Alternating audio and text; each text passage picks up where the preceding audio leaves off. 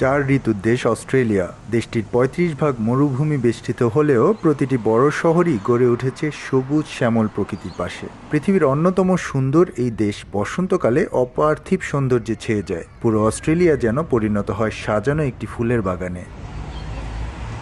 দক্ষিণ আমেরিকা থেকে ১৭৫ বছর আগে অস্ট্রেলিয়ায় এলেও জাকারান্ডা নামের বেগুনি ফুলের সুঘ্রাণ আর সৌন্দর্যে ভরে উঠেছে আধুনিক দেশটির প্রতিটি প্রান্তর। এখানে এই স্প্রিং এর সময়টায় জাকারান্ডার সিজন শুরু হয় এবং বেগুনি রঙের ফুলগুলো দেখলে মনটা এমনিতেই আনন্দে ভরে ওঠে। আমরা এখান দিয়ে যাচ্ছিলাম তো ভাবলাম কেন না কয়েকটা ক্লিক নিয়ে নিই আমরা, মানে দেখলেই মনটা ভরে যায়, সেজন্য আর কি।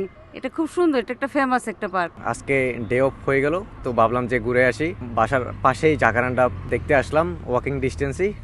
বিকেল বেলায় মনটাও ভালো হয়ে গেল। খুব সুন্দর একটা জায়গা। এখানে আমরা যে স্টুডেন্টরা যারাই আসি তাদেরই ফ্রি টাইম হয়ে ওঠে না এর মধ্যে যে বাসার পাশে এরকম একটা সুন্দর জায়গা যা মনকে খুব প্রশান্তি দেয়।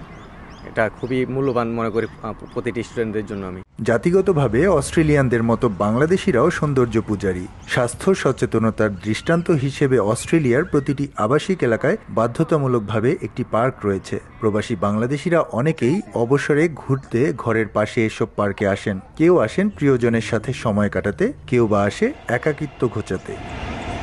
বাংলাদেশিরা হয়তোবা শরৎকালে বাংলাদেশের সেই কাশফুল মিস করে, তবে অস্ট্রেলিয়াতে থাকলে তারা এরকম নানান রকমের ফুল দেখতে পায় এবং সেটি ফর ফ্রি।